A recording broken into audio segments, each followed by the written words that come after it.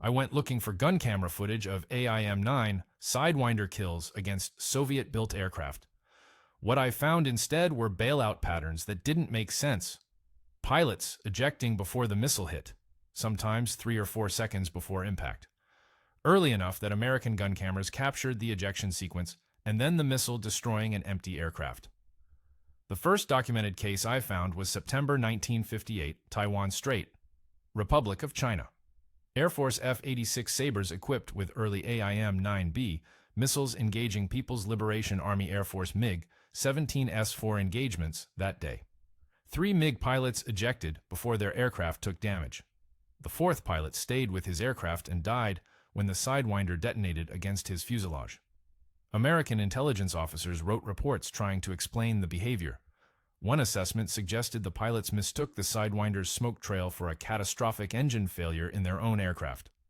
That explanation appeared in multiple briefing documents through 1959. It's nonsense. MiG-17 pilots knew what their own engine failures looked and felt like. Another theory, the ejection handles were faulty or the seats were overly sensitive. That one lasted until 1961 when the pattern showed up in different aircraft types with different ejection systems. MiG-17Es, MiG-19Es, later MiG-21Es, different manufacturers, different seats, same behavior. The actual explanation appears in a Soviet training document from 1960 that got declassified in 1992. The phrasing is bureaucratic but clear enough. Pilots were abandoning aircraft upon visual confirmation of American guided missile maneuvering capability. Visual confirmation, not impact, not proximity. Confirmation that the missile could maneuver. That's not panic. That's assessment. A pilot watches a missile do something his training says is impossible, calculates his odds, decides they're 0, and pulls the handle.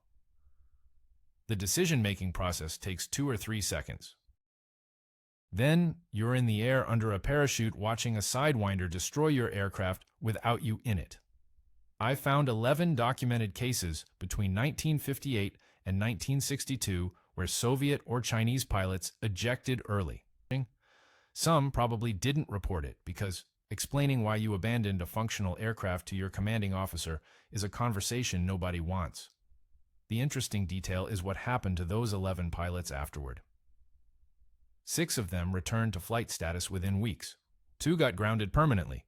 3 disappeared from the records entirely, transferred, discharged, or reassigned to something the archives don't specify. The ones who kept flying, did they change their tactics? Did they refuse to eject early next time? The records don't say. Most of them never encountered another Sidewinder. By 1962, the tactical situation in the Taiwan Strait had shifted and engagement rates dropped. Some of those pilots probably finished their careers never seeing another American heat-seeking missile. One of them definitely did, though. His name appears in a 1967 incident report. Same pilot, different aircraft, 5 years older, still ejected early. The AIM-9 Sidewinder was not supposed to be revolutionary. It started as a scrappy Navy side project at China Lake Naval Weapons Center in the early 1950s. The official program, the one getting funding and attention, was the radar-guided Sparrow. Long-range, sophisticated, expensive. The Sidewinder was what a small team built in their spare time using simpler components and a heat-seeking guidance system that tracked engine exhaust. First test firing was 1953. The missile worked. It was cheap, reliable, and didn't need the launching aircraft to maintain radar lock. Fire and forget. The Navy liked it. Carrier operations favor weapons that let pilots maneuver immediately after launch instead of flying straight and predictable while guiding a missile. The Air Force looked at it and said no thanks. Their doctrine centered on beyond visual range engagements where radar-guided missiles made sense. The Sidewinder was too short range, too simple, developed by the Navy, which made it automatically suspect to Air Force procurement officers who viewed anything carrier-based as compromised by deck space limitations. Then the Taiwan Strait crisis happened and suddenly everyone wanted Sidewinders. The first combat use was September 24, 1958. ROCAF F-86, Sabres carrying early AIM-9B models.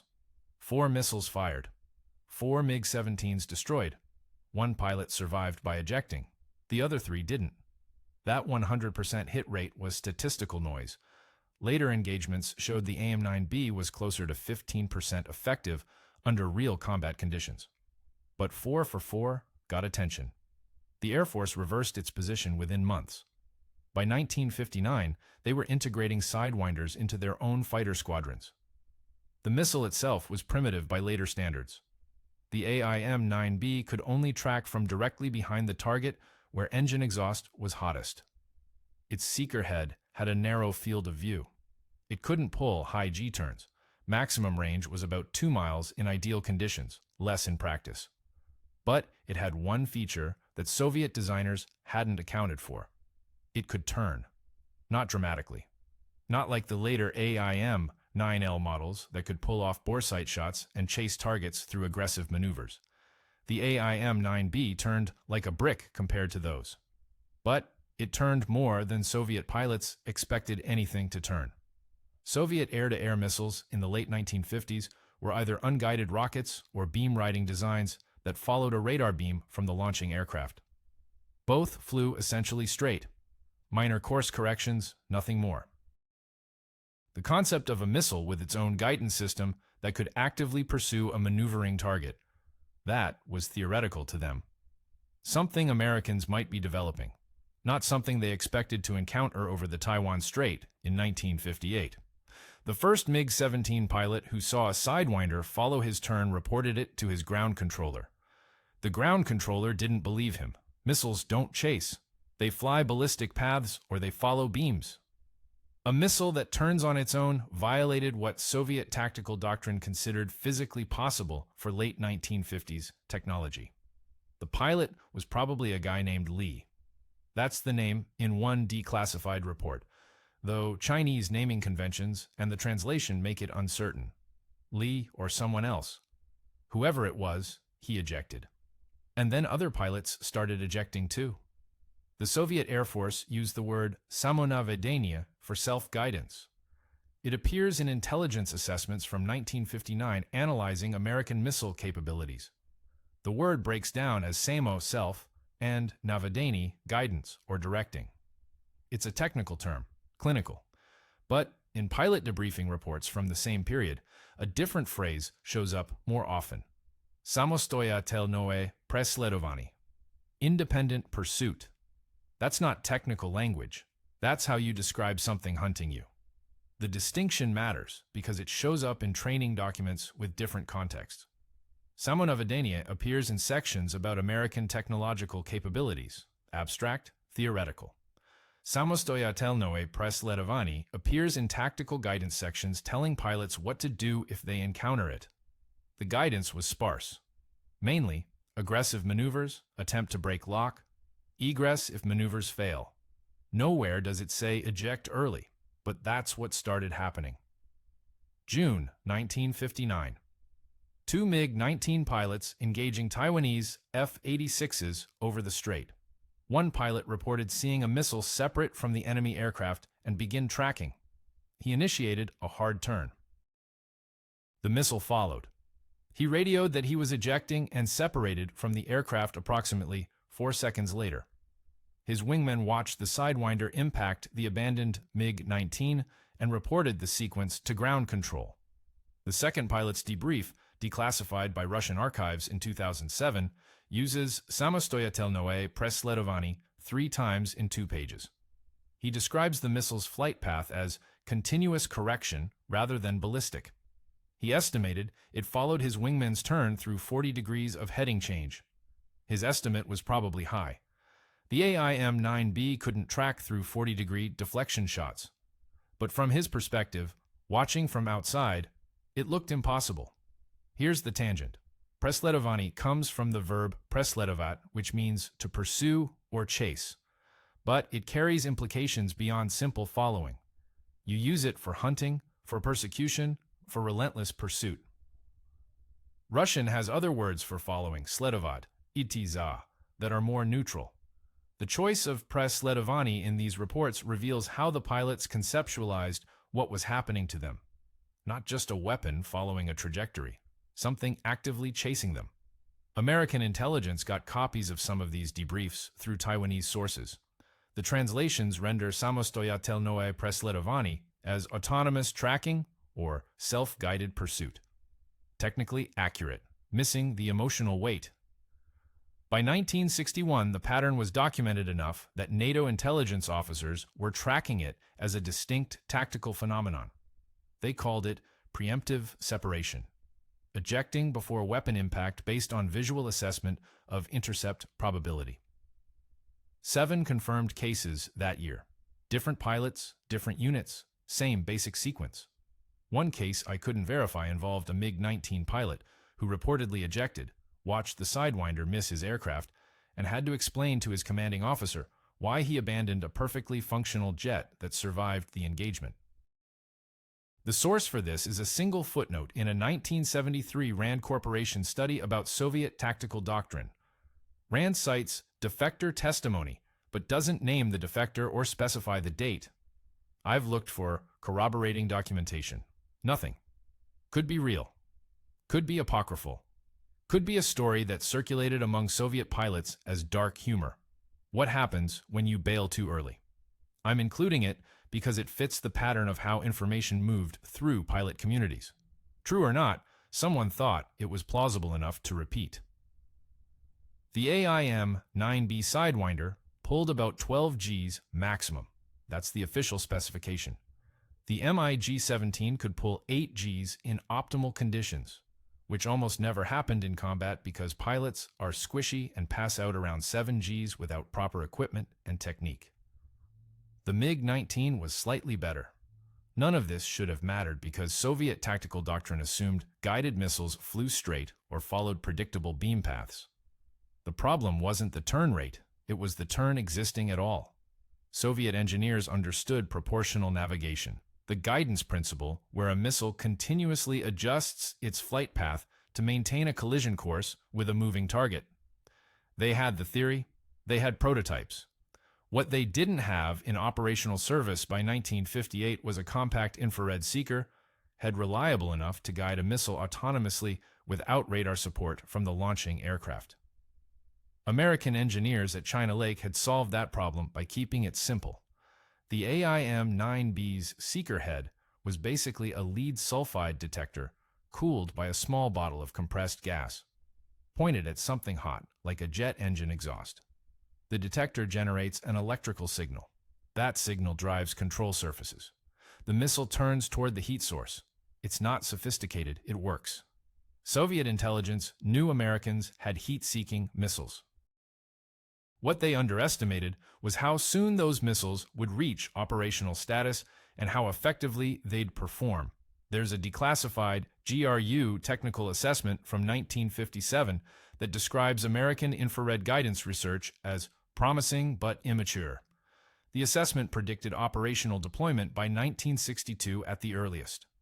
They were off by 4 years.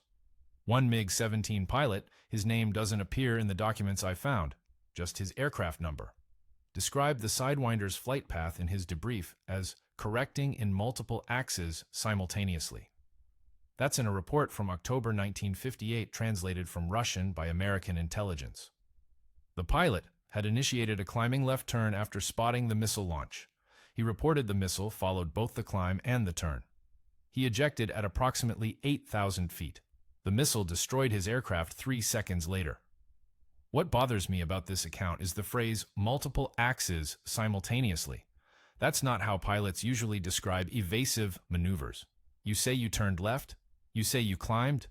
You don't talk about axes unless you're an engineer or you're trying to communicate something your normal vocabulary can't capture. This pilot watched a missile do something so foreign to his understanding of how missiles worked that he reached for technical language to describe it. His description appears once in the Dong'an, never referenced again. I don't know what happened to him. I don't know if he returned to flying. The document is a fragment in a larger file mostly about radar capabilities. The physics weren't impossible. The AIM-9B was just doing what it was designed to do, following heat signatures through moderate maneuvers within its performance envelope. But if your entire tactical education is built on the assumption that missiles fly ballistic trajectories or follow radar beams, Watching one curve through the air independent of any visible guidance looks like a violation of physics. Soviet pilots in 1958 didn't lack courage. They lacked context. When context finally arrived through intelligence assessments and updated training, the early ejections decreased. Not because the Sidewinder got less dangerous, because the pilots understood what was chasing them. Soviet tactical manuals from 1956 taught pilots to defeat air-to-air missiles through hard turns and rapid altitude changes. The assumption was simple. Missiles flew predictable paths. Turn hard enough, and you'd force the missile outside its engagement envelope. The tactic worked against beam-riding missiles. It worked against unguided rockets. It should have worked against everything. Then the Sidewinder showed up, and the turns didn't help. The problem wasn't that Soviet pilots couldn't outturn the missile. In pure turn rate, a MiG-17 or MiG-19 flown by a competent pilot could outmaneuver an AIM-9B. The problem was the Sidewinder didn't need to outturn them. It just needed to turn enough. And it launched from positions Soviet doctrine said were non-threatening.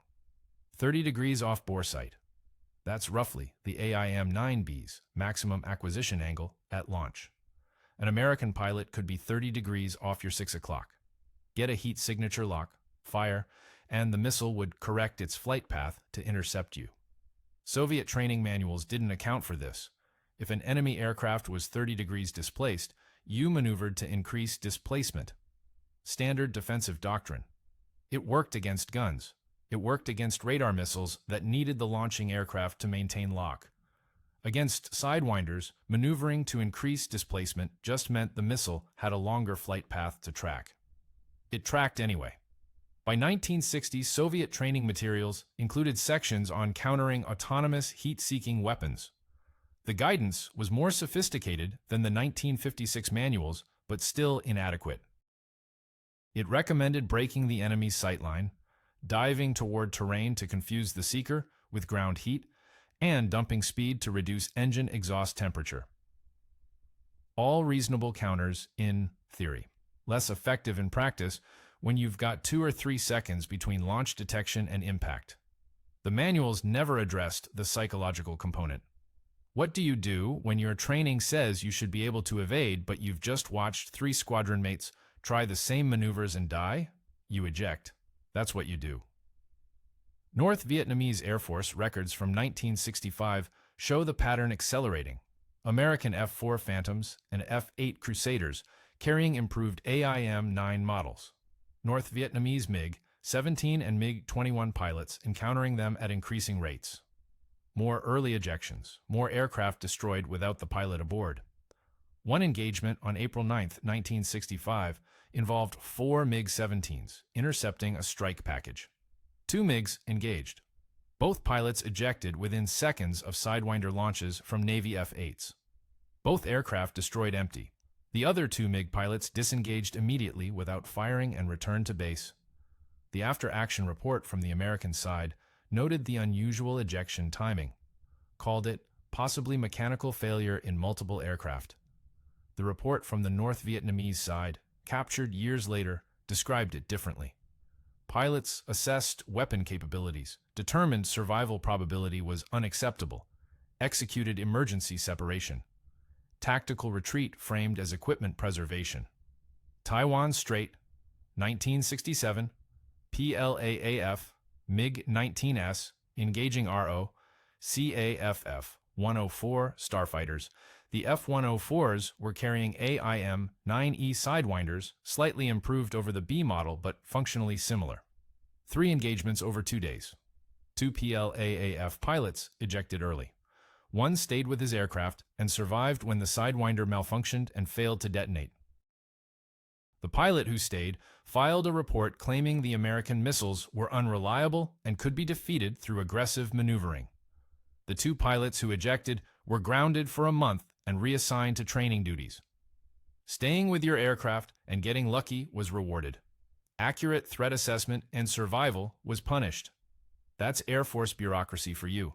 American pilots called them golden BB shots.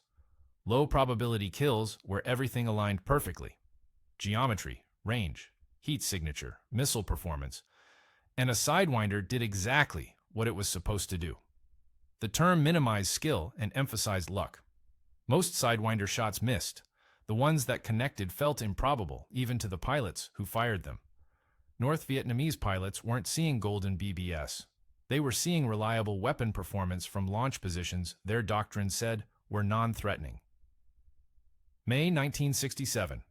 Package 6 strike missions over Hanoi. Navy F-4 Phantoms carrying AIM-9D models, improved seekers, better tracking, still fundamentally the same heat-seeking concept as the original Sidewinder. MiG-17S scrambled to intercept. 5 engagements recorded that day. 3 MiG pilots ejected before missile impact. All 3 aircraft destroyed. The pattern was consistent enough that American intelligence started tracking it separately from normal combat losses. One briefing document from July 1967 lists pilot separation prior to weapon impact as a distinct category. 12 confirmed cases that month across multiple engagements. The document speculates about mechanical issues with Soviet ejection seats. Completely wrong explanation. Right observation.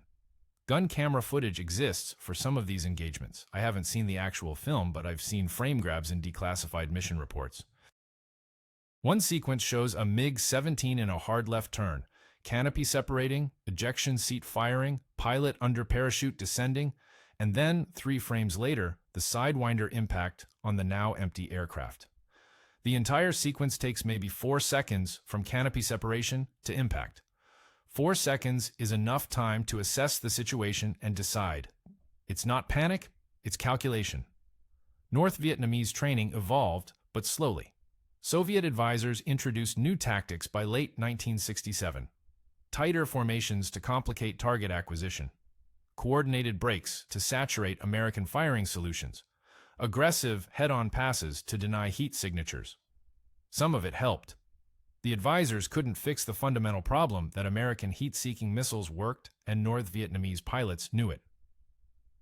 One defector interview from 1968, Navy intelligence debriefing a MiG-21 pilot who flew to Thailand and requested asylum, describes squadron briefings where commanders acknowledged Sidewinder capabilities but insisted pilots maintain their aircraft to preserve combat effectiveness. The defector's interpretation was that losing pilots was acceptable, but losing aircraft was waste. He considered this backwards. Most pilots probably did. The defector also mentioned that pilots who ejected early and survived were sometimes accused of cowardice during debriefings. Not officially. Nobody put it in reports. But the accusation existed in conversations and evaluations. Pilots who stayed with their aircraft and died were commemorated as heroes. Pilots who accurately assessed threat and survived were suspects. He was asked how often pilots ejected early based on his observation. He estimated 30% of Sidewinder engagements he witnessed personally involved early separation. That number seems high. American records don't support that percentage. But he was describing what he saw, not what American gun cameras captured. Some ejections happened outside visual range or over terrain where confirmation was impossible. By 1968, the North Vietnamese Air Force had lost enough pilots and aircraft that sortie rates dropped significantly. American strike packages were encountering fewer interceptors per mission. Some packages drew no response at all. The pilots who remained were either very good or very lucky, or both. The ones who ejected early and survived mostly got reassigned to training or ground duties. Surviving intelligently ended careers. Dying heroically got you a memorial. The war kept going anyway. Soviet training protocols changed in 1968. New manuals incorporated specific guidance on heat-seeking missile evasion, tighter turn radii, coordinated breaks with wingmen, exploiting the AIM-9's minimum range by closing distance aggressively before the enemy could establish a firing solution. The technical understanding had caught up to operational reality. Pilots knew what they were facing now. The missiles still killed them. One training document from 1969 included diagrams showing Sidewinder launch envelopes and recommended evasion vectors. The diagrams were accurate. The recommendations were sound. Following them required split-second recognition of launch, immediate aggressive maneuvering, and aircraft that could outperform the missile's tracking rate. Most pilots had maybe two of those three elements. You needed all three. North Vietnamese and Soviet pilots started using flares by 1970, magnesium-based decoys that burned hotter than engine exhaust to seduce heat-seeking missiles away from the actual aircraft. Early flare dispensers were crude, manually triggered. You had to know a missile was tracking before you could deploy countermeasures. By the time you knew, you had maybe 2 seconds. Some pilots got good at it. Most didn't get the chance to practice enough. The kill rates stayed roughly consistent through the early 1970s. American Sidewinder variants improved incrementally. Soviet countermeasures improved incrementally. The missiles still worked often enough to stay in inventory, and Soviet pilots still ejected early, often enough that the pattern continued appearing in intelligence assessments. Taiwan Strait incidents decreased in frequency after 1967, but didn't stop completely. The PLAAF and ROCAF were still technically at war, just shooting at each other less often. When engagements did happen, the same dynamics played out. ROCAF F-1, O-4s, and F-5s carrying Sidewinders.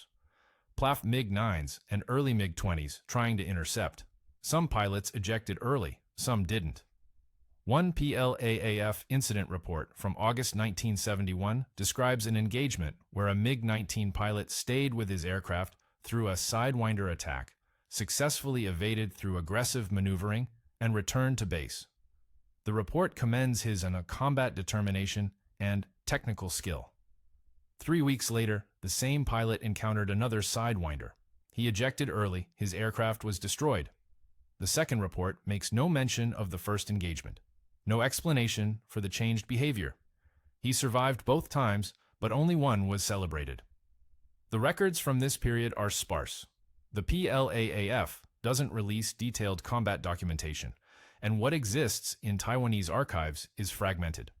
I found references to 4 early ejections between 1969 and 1974, but the sourcing is thin, mentions in broader intelligence summaries without supporting details.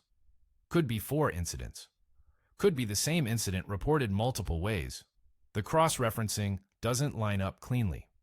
What's clear is the phenomenon didn't stop. It decreased as training improved and countermeasures developed, but it never went away completely. Soviet and Chinese pilots kept encountering American heat-seeking missiles. Some evaded successfully. Some died trying. Some ejected early and survived, and dealt with whatever consequences that decision carried in their air forces. The last documented case I found was 1979. A Soviet pilot in Afghanistan encountering what he reported as a heat-seeking missile fired by insurgent forces, almost certainly an early Stinger or captured Sidewinder. He ejected. The missile missed his aircraft anyway. He survived. His aircraft crashed in mountainous terrain and was never recovered. The debriefing report describes his decision as prudent given uncertain weapon parameters. No punishment, no celebration, just notation. 21 years after the first cases in the Taiwan Strait, Soviet air forces had finally accepted that ejecting early was sometimes the right call. The People's Liberation Army Air Force used the term Daodan Yichang in their incident reports from 1967. It translates directly as missile abnormality, or guidance anomaly. The phrase appears in at least 6 declassified reports covering engagements with ROCAF aircraft over the Taiwan Strait between April and September that year. Yichang means abnormal, irregular, anomalous. It's what you call something behaving outside expected parameters, not malfunctioning, not broken, just wrong in a way that suggests the parameters themselves were incorrect. One report from July 1967 describes a MiG-19 engagement where the pilot observed an American air-to-air weapon demonstrating Yichang flight, characteristics inconsistent with known guidance systems. The pilot initiated evasive maneuvers. The weapon continued tracking. He ejected at approximately 6,000 meters altitude. His aircraft was destroyed approximately 5 seconds after separation. The report doesn't call it a Sidewinder, doesn't specify heat-seeking guidance, just American air-to-air weapon, and Yichang flight characteristics. Either the pilot genuinely didn't know what hit him, or the report writers were being deliberately vague. Both options are plausible. These reports were internal PLAAF documentation, not propaganda, but they still went through multiple approval layers where admitting American technological superiority was professionally risky. Another report from the same period uses the phrase early separation due to assessed weapon effectiveness. That's remarkable phrasing because it admits the pilot made a tactical decision rather than experiencing mechanical failure. The report is structured as an incident analysis, not a disciplinary action. The pilot returned to flight status within 6 weeks. Not all of them did. One pilot who ejected in August 1967, the report doesn't name him, just gives his unit designation, was transferred to transport duties afterward. No explanation in the documentation. Could be medical. Could be performance-related. Could be punishment for abandoning a functional aircraft. The files don't specify. What's clear is that PLAAF leadership knew their pilots were facing weapons that exceeded their tactical doctrine's assumptions.